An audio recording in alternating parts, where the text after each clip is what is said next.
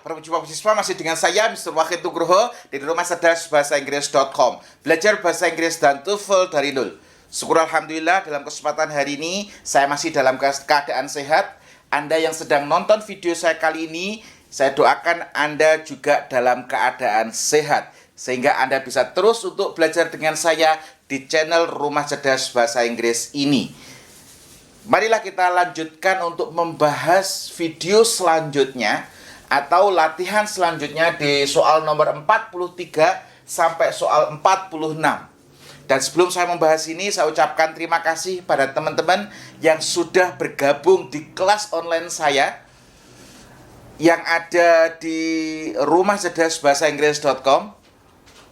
Dan saya doakan Anda bisa mencapai skor TOEFL yang Bapak Ibu adik-adik cita-citakan, sehingga di saat pandemi sudah berakhir, Anda bisa meledak untuk meningkatkan kemampuan Anda dalam meraih skor TOEFL dan kesempatan mendapatkan beasiswa Anda bisa dapatkan, dan Anda bisa mencari kampus sesuai yang Anda cita-citakan. Dan saya juga mohon maaf pada Bapak Ibu atas keterlambatan untuk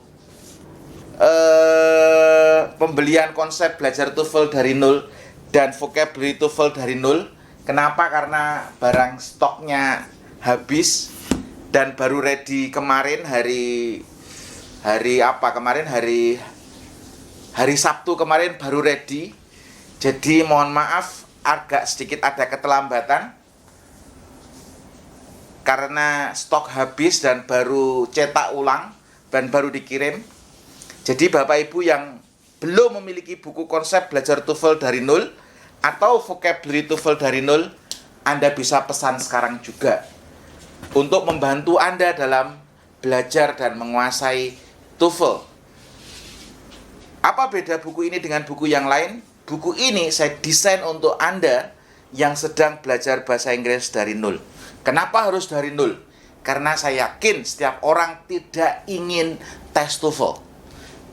Tapi karena paksaan, beasiswa mensyaratkan, ataupun kampus S2, S3 mensyaratkan untuk lulus TOEFL, dan Anda tidak punya kemampuan untuk belajar TOEFL, maka mau tidak mau Anda harus tes TOEFL. Maka dari itu saya sediakan buku ini untuk membantu Anda yang tidak punya kemampuan TOEFL atau yang tidak punya kemampuan bahasa Inggris, bahasa Inggrisnya mungkin di bawah standar.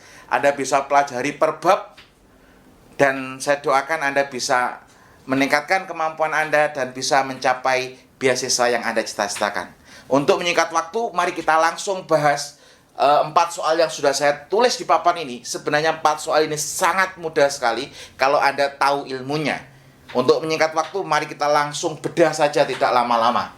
Oke.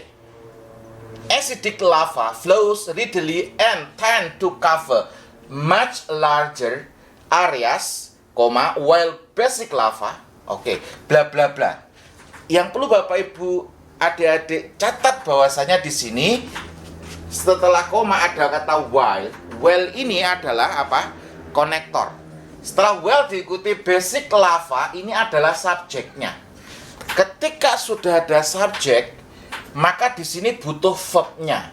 Lah, pertanyaannya dari A, B, C, D, yang verb yang mana? Yang verb adalah yang C.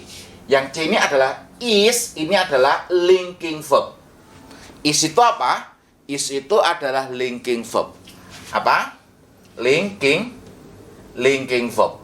Apa linking verb itu? Linking verb itu adalah verb yang fungsinya untuk link. Link itu artinya apa? Menghubungkan. Jadi verb yang berfungsi untuk menghubungkan antara subjek dengan komplement. Lah, di sini sudah ada subjeknya, maka yang dibutuhkan adalah verb. Kalau jawabannya yang A, ini salah. Kenapa? Karena viscose itu artinya apa? Kental. Kental itu adalah adjektif. Ini salah. Kenapa? Karena nggak ada verb-nya. Kalau more viscose, ini juga nggak ada verb-nya, makanya salah. Yang jawaban D ini salah. Kenapa? Karena double subjek. Maka yang benar adalah yang C. Mudah bukan? Mudah kalau Anda tahu ilmunya. Sir, saya nggak punya basic. Saya harus dari mana saya belajar? Saya sarankan Anda belajar dari buku konsep belajar TOEFL dari nol. Ada 28 bab. Anda bisa pelajari dari bab 1 sampai nomor bab 28 secara urut. Dan disertai dengan DVD yang Anda bisa buka buku sambil nonton DVD. Seperti saya menjelaskan materi ini kepada Anda. Anda seperti kursus di Jogja, tapi Anda berada di rumah. Anda tetap stay at home, tingkatkan kemampuan Anda dalam menganalisis. Pandemi selesai, siap mengikuti tes dan meledak untuk dapat skor di atas 500. Karena apa? Scholarship is in your hand. Beasiswa ada di tanganmu. Oke, jadi jawabannya yang nomor 43 ini adalah yang C. Mudah bukan? Oke, mari kita lanjutkan. Soal nomor 44. Seismic reflection profiling has bla bla bla the ocean floor is underlain by a thin layer of nearly bla bla bla. Nah, pertanyaannya, ini jawabannya apa? Nah, has ini adalah auxiliary. Ini adalah tensesnya apa? Present perfect. Oke. Apa present perfect itu, Sir? Present perfect itu adalah present itu sekarang, perfect itu sempurna. Present perfect itu adalah untuk menyatakan aktivitas yang telah sempurna di waktu sekarang. Di metode kuantum cerdas, di konsep belajar TOEFL dari nol, di situ sudah saya jelaskan rumusnya bagaimana. Tulis dulu subjeknya, tulis dulu objeknya. Present itu adalah verb 1, perfect itu adalah have or has plus verb 3. Lah, kombinasi verb 1 sama have or has itu adalah have or has. Rumusnya adalah subjek plus have or has plus verb 3 plus objek. Berarti setelah have or has ini harus bentuk ketiga. Di sininya harus bentuk ketiga. Nah, yang bentuk ketiga, jawaban yang A ini salah. Karena apa? Refill ini adalah verb 1. Yang bentuk ketiga ini antara jawaban B sama jawaban D. Betul? Oke, mari kita lanjutkan. Lah, jawaban D ini salah. Kenapa? About itu biasanya about itu diakhiri dengan kata word atau phrase. I want to talk about education. Education. Lah, education itu adalah word. I want to talk about the importance of education. Nah, pentingnya pendidikan. Lah, the importance of education lah itu adalah phrase atau frase. Lah, sedangkan di sini kalau Anda lihat di sini the ocean floor ini adalah subjek, is underlain ini adalah verb, bentuknya pasif. Nah, ini adalah verb. Berarti ini diikuti dengan apa? Diikuti dengan clause. Diikuti dengan apa? Klausa. Berarti harus terdiri dari subjek dan verb. Berarti jawabannya yang D ini salah. Harusnya apa, Sir? Harusnya B. Lah, perlu Bapak Ibu catat bahwasanya Z ini harus diikuti dengan clause. Clause itu harus terdiri dari subjek dan verb. Lah, di sini the ocean floor is underlain ini adalah klausa, ya. Ini adalah klausa. Berarti jawabannya benar yang B. Perlu saya ulang sedikit bahwasanya di sini has harus diikuti dengan verb 3. Ya, verb 3-nya di sini antara verb 3-nya ini adalah jawaban yang ini verb 3, ini juga verb 3. Jawabannya antara B sama D. Lah, yang menjadi pembeda B sama D ini adalah Z sama about. Perlu dicatat bahwasanya Z ini harus diikuti klausa terdiri dari subjek dan verb. Kalau about ini diikuti dengan boleh word, boleh phrase. Nah, sedangkan di soalnya di sini ini adalah klausa, bentuk klausa. Berarti tidak mungkin pakai about tapi that. Gitu aja. Mudah bukan? mudah. Tapi saya sarankan Anda tetap harus memiliki kemampuan bahasa Inggris.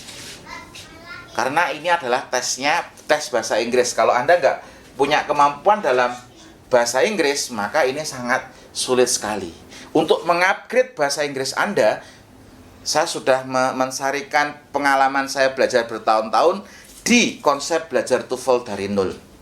Dan ini bukunya sudah terjual banyak sekali dan saya sungguh sangat bahagia sekali, banyak membantu teman-teman untuk lolos baik itu beasiswa maupun untuk syarat kelulusan S2. Dan saya senang sekali karena ada yang sudah keterima ke luar negeri dengan ngasih testimoni kepada saya, alhamdulillah saya sudah keterima di sini. Nah, oke, mari kita lanjutkan. The leaf of the white mulberry provide food, silkworm, bla bla bla, silk fabric are woven. Nah, ini jawabannya apa? Lah, di sini jawabannya adalah, sebentar, saya harus ngerpek ini karena ini materinya level atas. Ini adalah kalau ada hus, ini adalah adjective clause. Kalau di buku konsep belajar TOEFL dari nol, ini adalah pelajaran terakhir. Ini adalah pelajaran terakhir atau bab 28. Lah, adjective clause di sini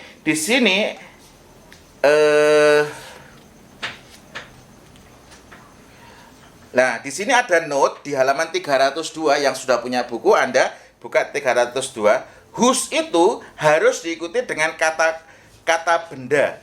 Jadi whose itu whose bicycle, whose composition, whose value. Jadi kata whose ini harus diikuti kata benda.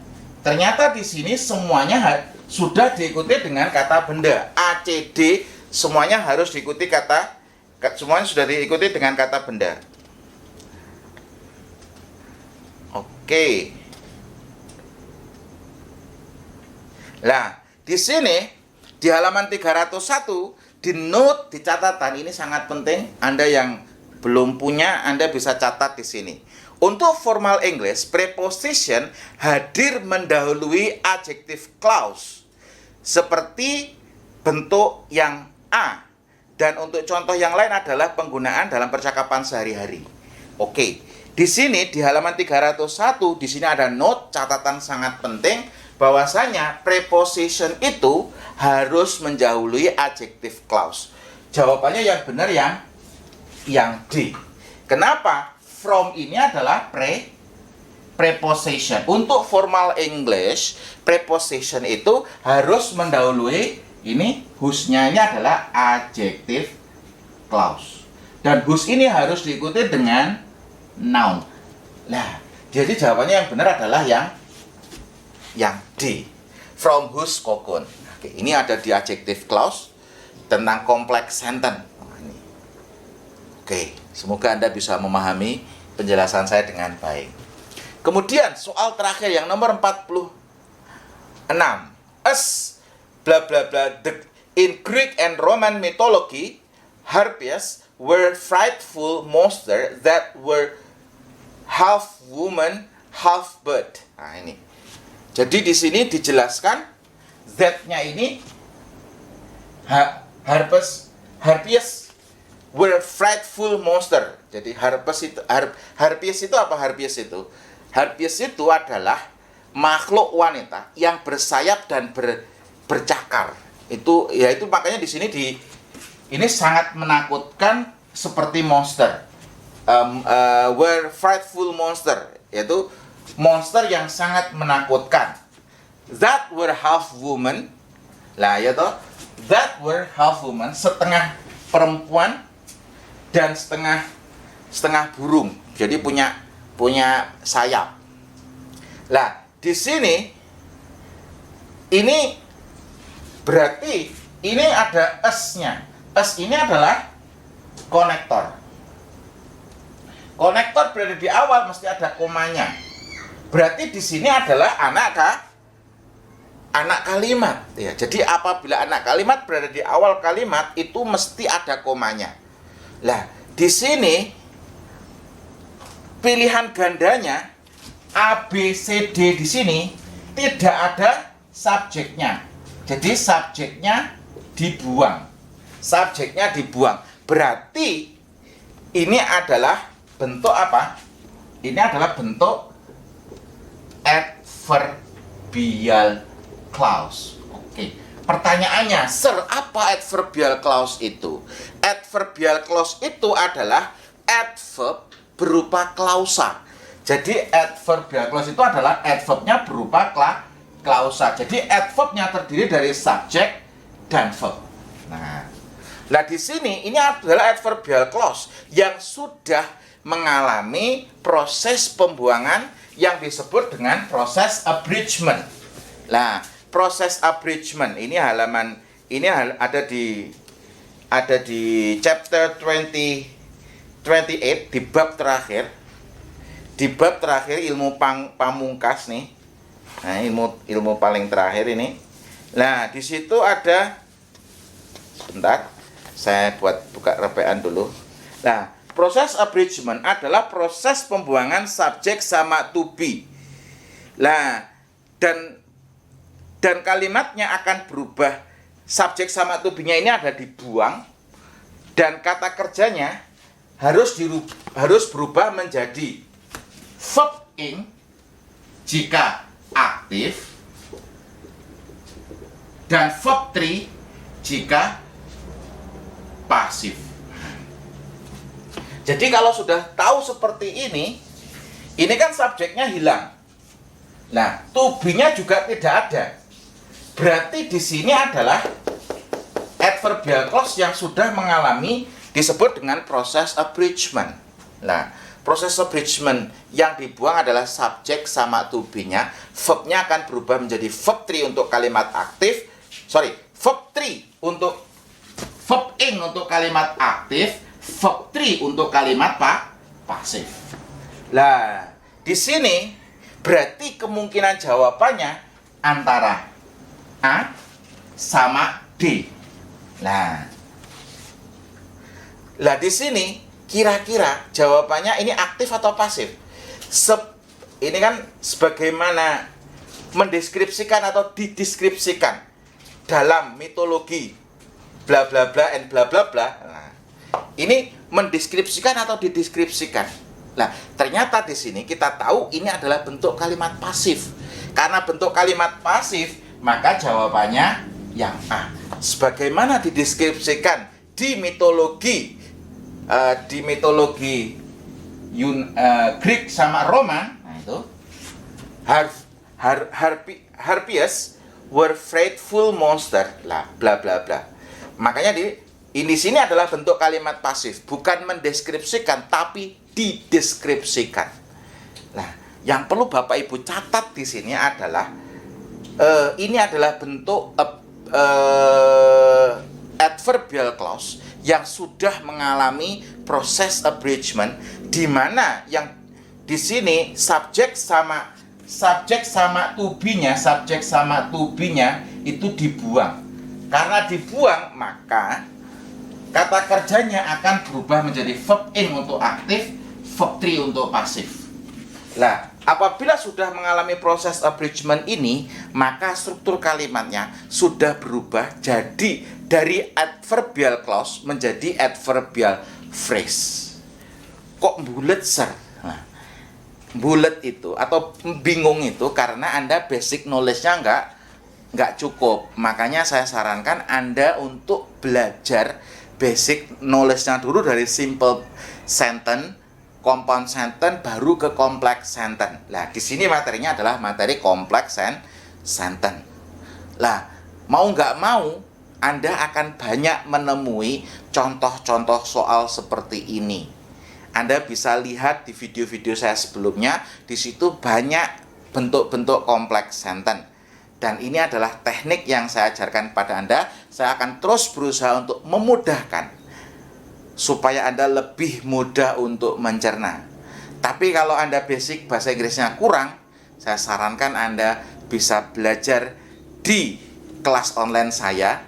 Di situ ada 250 video yang bisa Anda akses dari materi plus latihan soalnya, atau beli buku konsep belajar TOEFL dari nol. Anda pelajari bab per bab, dari belajar pronoun, tenses, terus kalimat aktif, pasif, kausatif, eliptik, terus ada gerund, ada to infinitive, ada inversion, dan lain sebagainya. Banyak materi yang saya tulis ini selama bertahun-tahun, dan Anda bisa pelajari secara istiqomah di rumah untuk menemani stay at home Anda. Cukup Anda pelajari satu minggu Anda targetkan satu hari 4 bab. Kalau 28 bab berarti Anda cukup mempelajari selama 7 hari. 7 hari Anda sungguh sangat luar biasa. Anda sudah punya basic. Dan tujuan saya dari nulis buku konsep belajar TOEFL dari nol ini adalah untuk meningkatkan kemampuan Anda dari nol ke level advance dulu. Kalau Anda sudah level advance, Anda dibawa ke soal seperti apa, Anda lebih mudah untuk mengerjakan. Tapi kalau levelnya basic, Anda mengetahui soal yang rumit, Anda stres duluan. Nah, kalau kelas offline biasanya kelas karantina 5 hari. Buku ini saya ajarkan selama 3 hari. Ini dari jam 8 pagi sampai jam 9 malam. Tapi karena ada pandemi corona, kelas offline saya tiadakan. Anda bisa ikut kelas online saya, atau Anda bisa beli buku konsep belajar TOEFL dari nol, atau vocabulary TOEFL dari nol. Nah, ini untuk membantu Anda pengayaan kosakata. Lebih dari 1000 kosakata berada di sini. Anda bisa hafalkan setiap hari. Anda targetkan sehari, taruhlah sehari 50, berarti 1 minggu 50 kali 7 sama dengan berapa?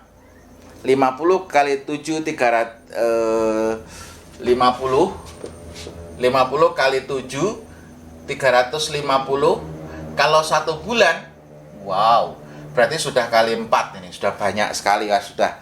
Intinya adalah Anda waktunya untuk belajar, tingkatkan kemampuan. Pandemi selesai, meledak, siap ikuti tes. Sekian video ini, semoga bermanfaat. Terima kasih.